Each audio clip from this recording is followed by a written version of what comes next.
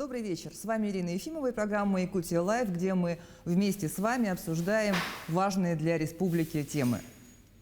Сегодняшний выпуск мы посвятим новости, которая буквально взорвала соцсети и СМИ, не только якутские, в первый же рабочий день Нового года.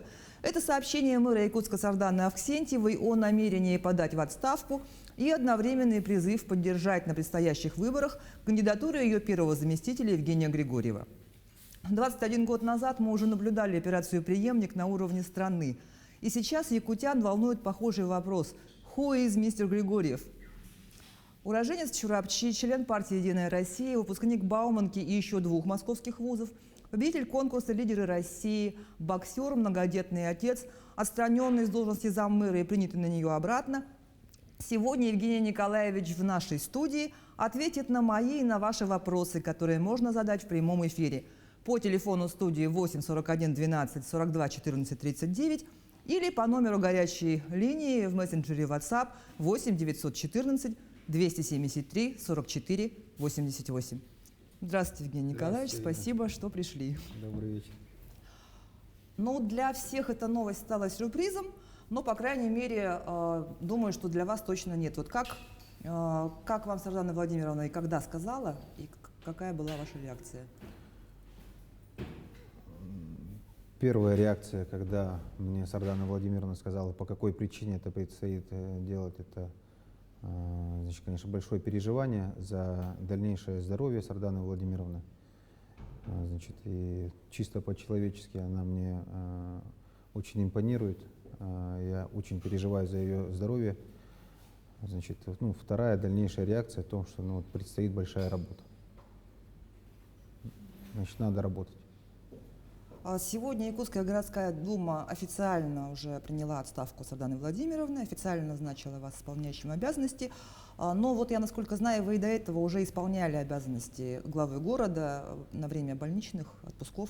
Да, я в общей сложности, наверное, где-то чуть больше месяца, если собрать все периоды, или около месяца, я исполнял обязанности главы города Якутска. Угу.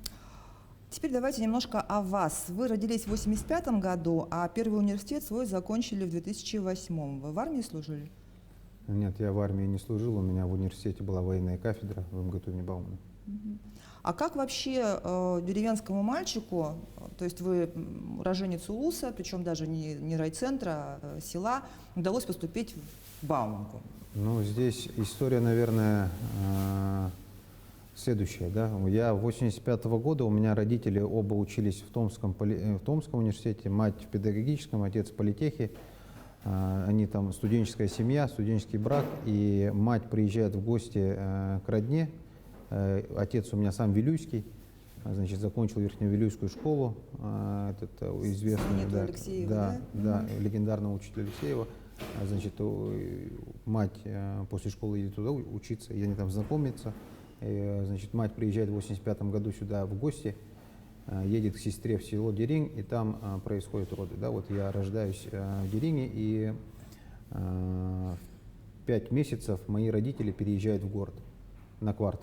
Начиная с 5 своих месяцев я живу на 17-м квартале, поэтому по большому счету я, наверное, парень 17-го квартала. Ага, то есть получается Деринка это просто строчка в место рождения, метрике. Детский сад, ясли, школа, все, первые шаги, все город Якутск. А школа какая была? Значит, тут тоже интересный случай. Я, значит, вырос в районе МЖК, это 135-й квартал, Лермонтова 98, 58 точнее. Значит, и там рядом находятся две школы, 29-я и 7-я. Меня сначала, значит, определили в 7-ю, но потом, значит, каким-то образом родителям удалось меня зачислить в Якутскую городскую национальную гимназию.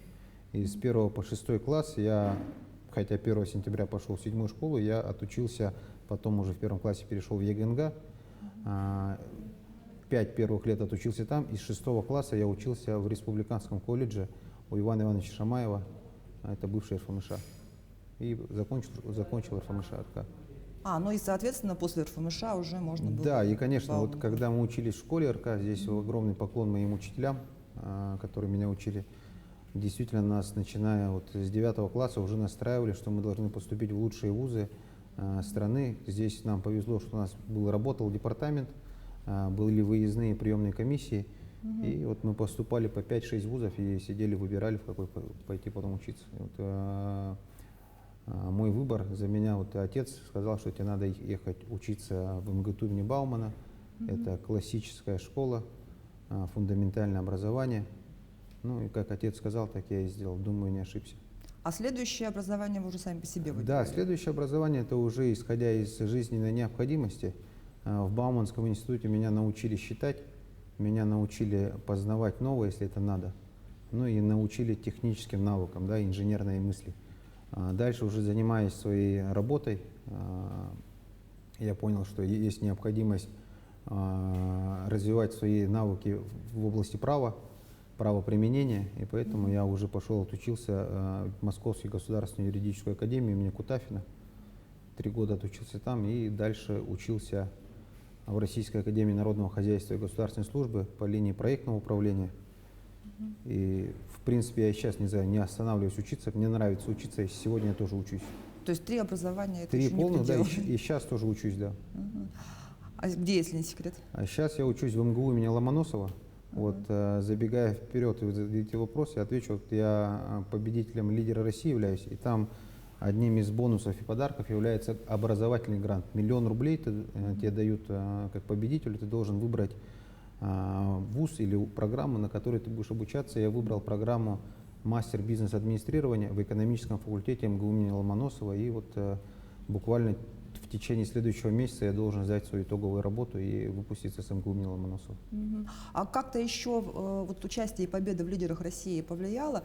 Вот повлияла ли она на решение Светланы Владимировны пригласить вас заместителем? Ну, я не знаю, как повлияло на решение других людей, но лидеры России, участие в этом конкурсе повлияло на меня лично. Я в лидерах России участвовал 2 года. В первый год я прошел на уровень полуфинала, поехал в Владивосток, но не попал в 30-ку победителей Дальневосточного федерального округа, чтобы пойти дальше в финал. Во второй год мне удалось пройти в полуфинал, ну и попасть в финале и выиграть, оказался в числе 100 победителей по России. Но в течение этих 2 лет я четко прослеживаю тот процесс, который я посвящал своему развитию. Лидерство – это ряд навыков, которые необходимы человеку, любому человеку, я считаю, развить в себе. Это чтение определенной литературы, применение тех знаний и превращение их в навыки. Это способ коммуникации с людьми. И вот за 2 года я сильно подтянулся участвовать в этом лидерах России. И на самом деле мне больше, чем победа в этом лидерах, дало само это время, проведенное в совершенствовании себя как человека, который хочет стать лидером. Смотрите, вот МГТУ имени Баумана вы закончили в 2008, а следующая строчка в биографии, которую удалось нагуглить, это 2015, окончание МГУА уже. Вы там 7 лет учились или куда делись эти 7 лет? Нет, в МГУА, как и любое дополнительное образование, второе, высшее, оно учится 3 года. С 2012 года я поступил в МГУА, значит, и я закончил 2008 год. Ну, вообще, тут, наверное, кратко. Тогда куда вот делись эти, после окончания Баумана? После окончания я занимался, значит, коммунально-строительной деятельностью в Москве, Московской области. Мы работали в подрядах, связанных с инженерными сетями, в подрядах, связанных со строительством домов, со строительством сетей инженерных. Я работал, занимался, значит, параллельно учебой с 2012 года. В 2012 году я поступил на очно-заочную форму юракадемии. Учеба выглядит следующим образом. 2 дня в неделю мы учились с 5 часов вечера до 10 и 1 день выходной. Ну вот и 2 года, вот, соответственно, я учился таким вот образом. Знаете, я на вас подписалась в Инстаграм в понедельник, вот, и к вечеру у вас уже было 9 тысяч подписчиков. Сегодня вот с утра смотрела, что 11. А сколько, если не секрет, у вас подписчиков было до 11 января? До 11 января у меня было в районе 2500 подписчиков. А вообще я, в принципе, до прихода в мэрию не занимался такой публичной деятельностью своей, я не освещал свою жизнь, но будучи являясь человеком, который ответственен в городе за строительство дорог, за строительство многоквартирного жилья, ну, в общем, за строительство, я считаю должным освещать эту деятельность перед людьми, чтобы люди понимали, где мы строим, для чего мы строим и каким образом мы принимаем решения. Вот, и, соответственно, 2500 человек интересовала эта деятельность. Я к своей странице относился как к хобби, ну и также относительно того, что вот я жизнь в понедельник поделилась на до и после, да, действительно, вот на момент узнаваемости и по подписчикам, это я четко почувствовал. Давайте посмотрим на узнаваемость. У нас есть опрос. Вообще ничего не знаю, вот только то, что в Инстаграме сейчас информацию показывают, только это и все. Слышал, что он в команде нашего бывшего мэра Сардана Ксентьевой, да, и только когда она сказала, что просит горожан проголосовать за него, потому что она готовила, только тогда я про него услышал. Только когда об этом объявили, я узнала, что это за человек. Он даже не постеснялся, показал народу, как проехать около эпицентра. Все, немножко вызывает уважение, что человек, как говорится, не сидит в кресле и дает указания, а видит поле, как говорится, ходит, смотрит. Буквально вчера я о нем и узнал. Молодой, перспективный, амбициозный, может работать, ум есть, образование хорошее, соответствующее. Прочел в интернете, ага. А так ничего не скажу, опять-таки. Да, первый заместитель Сардана Ксентьевой. Он из «Единой России», нет? Сардана Ксентьева сказала, что он тоже хороший, достойный кандидат на место ее. Ну, я надеюсь, так и будет. Ну что, как вам? Ну, спасибо за теплые слова. В общем, в принципе, наверное, я могу сейчас выразить благодарность всем тем людям, которые мне написали. Вот я говорю в понедельник. Всем, кто мне написал теплые слова поддержки, всем огромное спасибо. Вообще, и это для меня было очень важно, то, что те люди, с которыми я многие лет написали, все, кто меня в основном знают, с кем я пересекался на своем жизненном пути, либо учась в Москве, живя в Москве, либо работая здесь уже в Якутске. И спасибо вам за теплые слова. Я каждому из вас тепло также отношусь, люблю. Спасибо, уважаю. А я напоминаю, что свой вопрос нашему гостю можно задать в прямом эфире по телефону студии 8 41 12 42 14 39 или по номеру горячей линии в мессенджере WhatsApp 8 914 273 44 88. Давайте вот за «Единую Россию» девочка заговорила. Вообще в СМИ часто пишут, что Сардану Владимировну гнобили из-за того, что она не член партии. Вот как вы думаете, то, что вы член «Единой России», это повлияло на то, что вас поддержали на всех уровнях? Я вот не могу сказать за мнение других людей, почему они меня поддержали, но я уверен в том, что меня поддержали, исходя из моих профессиональных навыков, исходя из того, что люди увидели во мне потенциал того, что я могу работать.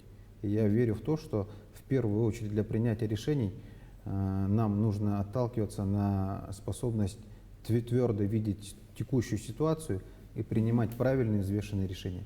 Я надеюсь, что меня выбрали и проявили, значит, доверие оказали, в первую очередь, Сардана Владимировна, сегодня депутаты, исходя не из партийной принадлежности, а исходя из моих профессиональных возможностей.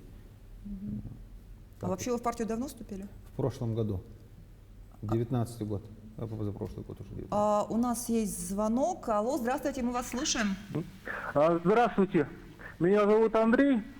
Вопрос у меня как заместителю мэра, который занимался непосредственно дорогами.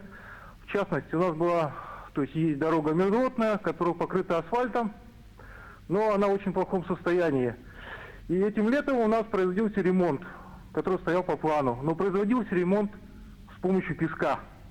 То есть песок нанесли в эти ямочки, через неделю уже его все в обратном состоянии, но при этом отметка стояла, что произвели ремонт. Вопрос у меня такой, кто это придумал и будет ли в дальнейшем вот данная практика происходить в дальнейшем? И те вопросы, которые у OneClick у нас сайт известный, говорят, что окружная администрация, если выделит нам асфальтную крошку, то в дальнейшем мы будем производить ямочный нормальный ремонт. А так мы будем производить вот такой песочный ремонт. У меня все. Спасибо за вопрос. Значит, следующая ситуация. Мерзлотная улица, я ее прекрасно знаю, мы не раз на ней были, ездили. Значит, в этом году действительно мы провели в местах переходах инженерных сетей там местами ямочный ремонт асфальтобетонной смесью, и где вот не хватило этого, мы провели подсыпку ПГС, и значит, в некоторых местах была применена крошка.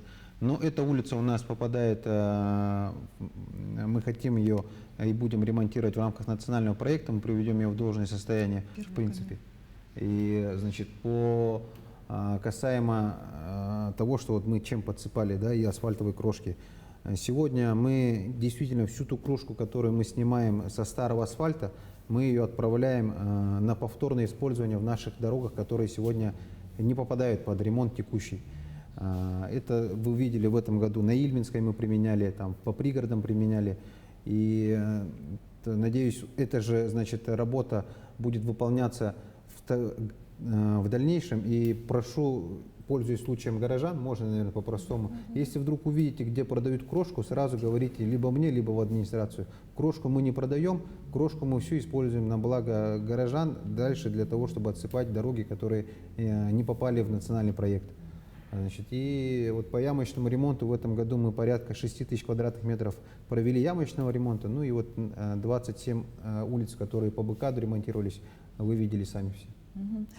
Вы решили принять участие в выборах мэра, согласились.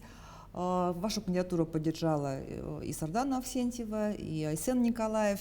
Но голосовать все-таки за вас будут жители города, и наверняка они не забыли, что в августе 2019 года по представлению прокуратуры вас освободили от должности из-за нарушения законодательства о муниципальной службе и противодействию коррупции. Вот, пожалуйста, расскажите поподробнее, чтобы не было предвзятого мнения у граждан. Да, значит, тут все по фактам выглядит следующим образом.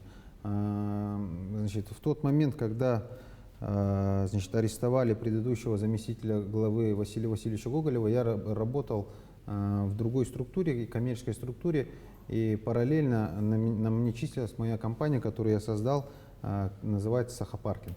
Мы построили в городе механизированные парковки. Значит, и в тот момент это не являлось никаким запретом. В течение одного дня необходимо было принять решение о том, чтобы кто-то должен заниматься в городе этой деятельностью. Ну и повторяю, в 2019 году это БКАД.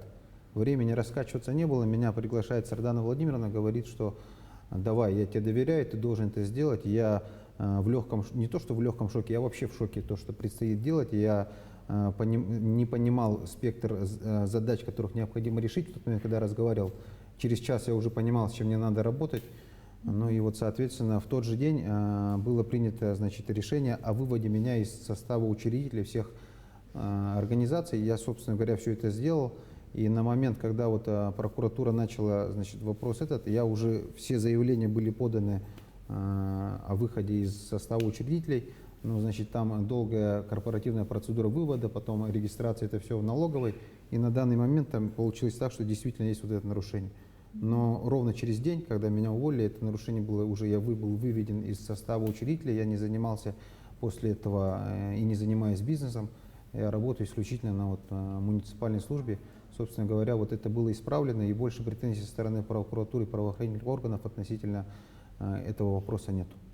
Поэтому, значит, этот нюанс возник не из-за того, что, значит, я что-то там натворил, а из-за того, что необходимо, не было времени раскачиваться, надо было работать, и выход из ООшки этой был просто распределен по времени немножко долго. Немножко затянулся. Немножко затянулся. Спасибо за подробный ответ. И мне говорят, что у нас есть звонок. Алло, здравствуйте, мы вас слушаем.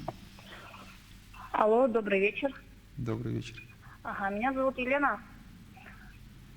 Вот у нас осенью состоялась встреча, получается, овощевод, микрорайон Север, сот Березка, вот Сарданы Владимировной, и, по-моему, вы там тоже были. Я был, да, там. Ага, и вот, и там вроде бы должны были внести Кульбертинова в план ремонта по асфальтированию. Да, как вот, значит, как и обещалось, как и глава города Сардана Владимировна сказала, так мы и начали с того момента, как мы были у вас. Вас же тогда не было Кульбертинова в плане, да, но мы начали работать уже внутри программы, искать возможность, каким образом было бы возможно отремонтировать эту улицу в ближайшее время. И вот были скорректированы планы. 2021 год, этим летом мы будем у вас на Ивана Кульбертинова, сделаем вам асфальтовую дорогу от ДСК до птицефабрики, как и обещали. Планируете ли вы до выборов продолжать реализовывать те задачи, которые наметила Сардана Владимировна? Я планирую их выполнять до выборов, и если народ и граждане города Якутска поддержат и окажут доверие авансом, и будет победа на выборах, я продолжу это делать и после. У нас общекомандные цели. Я являлся правой рукой Сарданы Владимировны, пока она была главой города. И все те задачи, которые мы выработали вместе, это наши командные задачи, они будут продолжены. Ну и, кстати, да, вы говорили о команде. Значит ли это, что кадровых перестановок тоже не предвидится? Кадровых перестановок не предвидится. Я считаю, отлично сработались, и команда сформирована, команда синхронизирована, и мы работаем так, как надо работать. А планы по поводу продажи здания мэрии, по поводу пересаживания сотрудников на такси вместо служебного транспорта? Ну, значит, вопрос по оптимизации, он стоит все равно. Значит, он стоит не от хорошей жизни, а от того, что действительно есть куча других задач в городском хозяйстве, на которые нужно тратить деньги. Задача, когда мы видим то, что можно сэкономить на том, что мы уберем часть служебного транспорта, или же оптимизируем расходы, которые связаны с содержанием большого количества зданий, они остаются в приоритете. Сегодня, если говорить о здании, структура окружной администрации находится по 17 адресам. Общие затраты на содержание всего этого 64 миллиона. Тут можно, значит, сказать то, что нужно применить по-хозяйски подумать, не разбазаривать деньги, а собрать каким-то образом все это дело в одном формате, и сэкономить деньги и сэкономить время работников, чтобы они работали все в одном пространстве. Плюс, если говорить про 17 квартал, то изначально та информация, которая прошла по поводу переезда мэрии в 17 квартал, она была обусловлена первой задачей не продать здание мэрии текущей, а что-то сделать в 17 квартале. Ну вот если я сказал, что я парень 17 квартала, мне тема близка, я предложил Сардане Владимировне, давайте на 17 квартале построим административное здание. Почему административное? У нас в городе Якутске действует 7-я шумовая аэропортовая зона. По 135-му федеральному закону она установлена, она находится уже внесена в ЕГРН и, значит, налагает обременение на жилищное строительство под зоны, которые попадают под нее территории.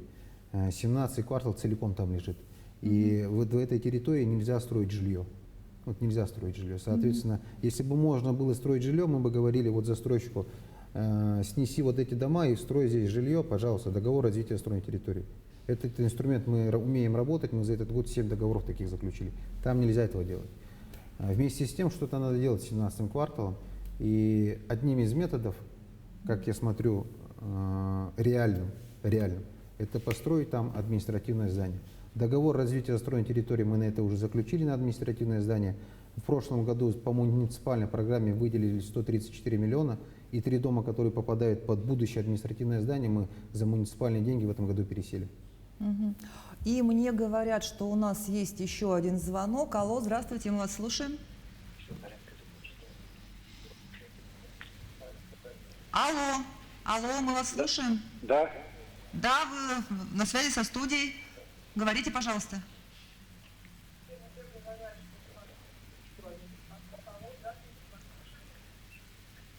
Алло. Да. Говорите, пожалуйста, мы вас слушаем. Вот Евгений Николаевич вас слушает. Ваш вопрос. Это я? Ага. Это вы. Здравствуйте. Здравствуйте. Вот я интересуюсь вот по теплым остановкам. Нынче вот зима холодная, особенно вот как-то ощутилась. Хотел узнать по программе теплых остановок. Вот у меня вот пожелание. В центре очень... Так, алло. Так, человек пропал, вопрос понятен. В центре нет теплых остановок, алло. Слушай, да, понятно. Да, все, спасибо за звонок. Да, действительно, зима, конечно, вот как сказали, значит, сегодня коллеги, это самая холодная зима за 10 лет, да, последних. И действительно, сегодня мы ощущаем это не только, значит, по общественному транспорту, но и вообще во всем жилищно-коммунальном хозяйстве города. Согласно, значит, вопросу, поставленному горожанинам у нас следующая позиция. Сегодня в городе Якутске действительно есть большая проблема по теплым остановкам, раз, по их количеству, и второе, по их эксплуатации, по их работе. Не всегда предприниматели эксплуатируют ее для удобства граждан. Да, там может появиться те или иные объекты, и поэтому они сегодня на каких основаниях существуют у нас теплые остановки? Практически все они являются объектами НТО и отторговываются по договору через управы. Управа отдает землю под установку НТО. Что будет происходить в этой НТО, это уже вопрос... Ответственность предпринимателя. Да, это уже другой вопрос, и поэтому появление там аморальных лиц или ведущих какой-то социальный образ жизни, это уже вопрос деятельности предпринимателя, и тяжело регулировать это юридически. Поэтому, значит, мной было предложено Сардане Владимировне в прошлом году, чтобы, а давайте-ка мы все остановки теплые будем управлять уже как остановками, а не как землей. Для этого давайте мы сделаем это через наше предприятие муниципальное ЕПАК.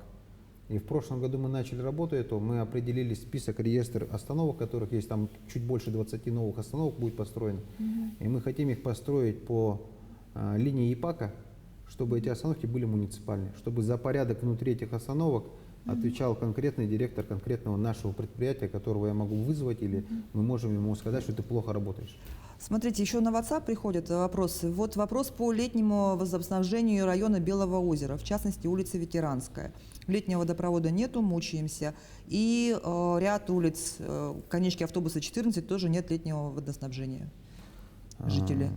Так, ну давайте здесь вот этот вопрос и касаемый ЖКХ, мне надо проконсультироваться с моими коллегами. Запишите, пожалуйста, номер, вот мои помощники здесь, чтобы записали. Мы обязательно свяжемся с вами после эфира и решим, ответим на этот вопрос. Основные проблемы в городе, какие вот сейчас есть, мы об этом тоже спросили у жителей. Давайте посмотрим, что они думают по этому поводу. Бутлегерство, проблема дорог, пыли, ну и там несоблюдение правил, там, карантина, там, после 12 всякие заведения там, наверное, работают. Самое основное, транспортные вопросы у нас не решаются, по всем критериям получается, да, качество дорог, соответственно, и узкие дороги, это, не знаю, как-то решаться должно, конечно. У нас карантин идет, торговые центры все работают, вроде все работает, остальные службы не работают, соцзащита почти не работает, в пенсионный фонд попасть нельзя, все очень сложно. Там, а здесь очень легко. Проблем я не вижу. Все в штатном режиме. Дороги одна из таких самых наболевших. Солидарен с горожанами. В общий дом у нас проблемы-то мы все в глаза видим. Значит, что касаемо дорог, мы продолжаем работу в рамках национального проекта. До 2024 года мы отремонтируем в городе в совокупности 204 километра дорог.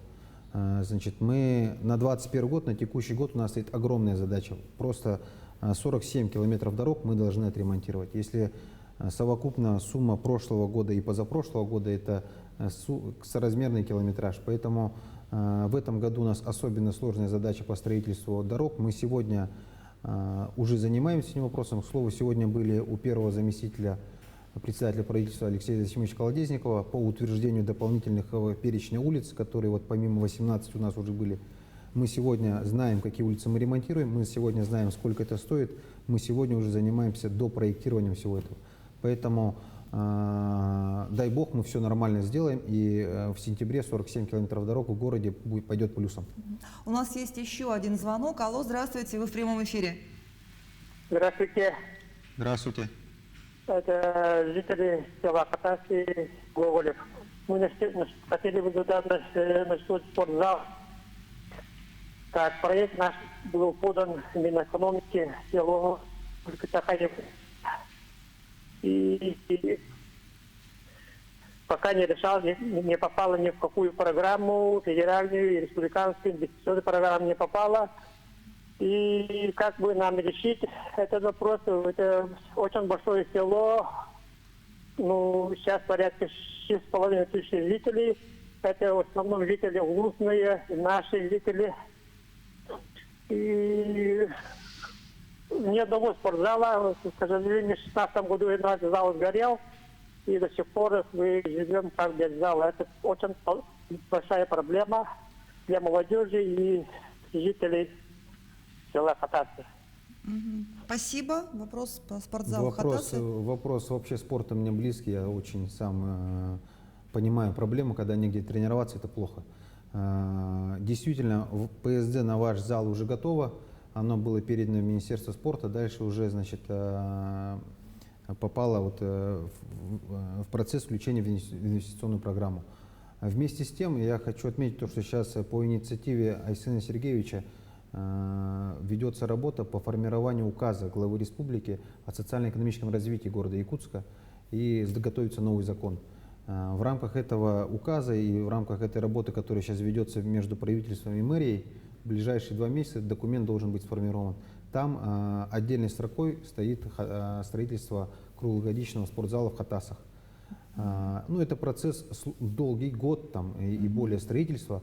Это я прекрасно понимаю, поэтому мы вот буквально сегодня на совещании по году трехлетки благоустройства, значит, мы сделаем следующую работу.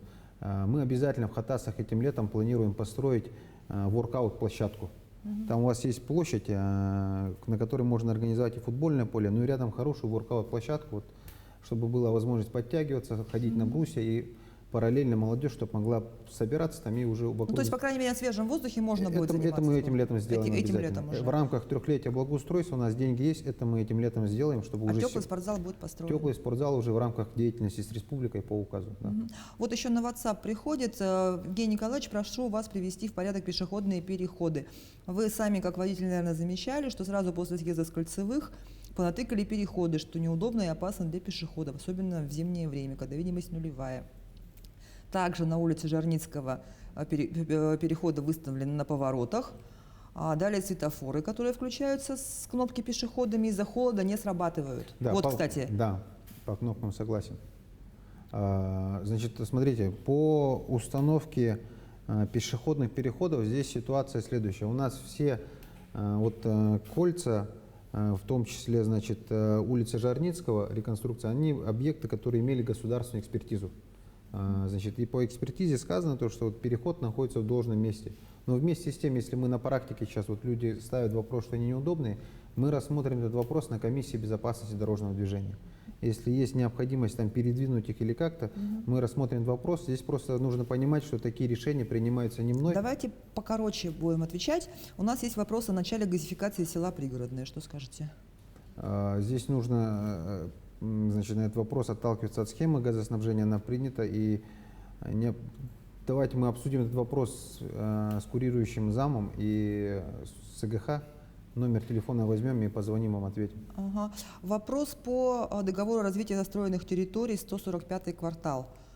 Да, по 145-му кварталу у нас 2 застройщика, это есть 2 ДРЗТ. Это наше муниципальное предприятие Агентство по развитию территории, ее дочерняя компания, и, значит, республиканская компания РДР Групп строительная. 2 ДРЗТ есть, мы должны начать строить. Здание мэрии нельзя продавать, в конце концов это здание историческое, как Моссовет в Москве или любые другие здания столицы региона. Горожане знают, что это здание как путеводная звезда. Почему люди, которые отвечают за наш комфорт, спокойствие, должны сидеть в каком-то конце города? Хорошо, такая точка зрения тоже есть у людей, да. Если бы, ну ладно, потом уже ответим. Так, сможет ли Евгений Николаевич найти время для совещания с омбудсменом по делам предпринимательства Кычкиной относительно заявлений предпринимателя Захарова? Ну, с омбудсменом я не то, что должен найти время, я обязан провести это совещание, если есть такая необходимость. Конечно, проведем. Какие планы насчет здания магазина номер 4 Подзержинского?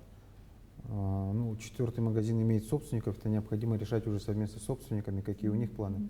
Ну все, спасибо. Очень много вопросов, мы их обязательно передадим вам, те, которые поступали на WhatsApp, они все с номерами. Я благодарю Евгения Николаевича за то, что он пришел к нам в студию и ответил на вопросы. И напоминаю, что это была программа «Якутия Лайв». Меня зовут Ирина Ефимова. И уже через неделю по телефонам студии 42 14 39 или по номеру WhatsApp 914 273 44 88 можно будет задать ваш вопрос. Евгений Николаевич, спасибо. Спасибо, Ирина. Всего доброго. Будьте здоровы. Хорошего настроения всем. Спасибо за оказанные, значит, слова поддержки. Те, кто пишут мне в Инстаграме, в WhatsApp. Спасибо, друзья. Сардане Владимировне скорейшего выздоровления.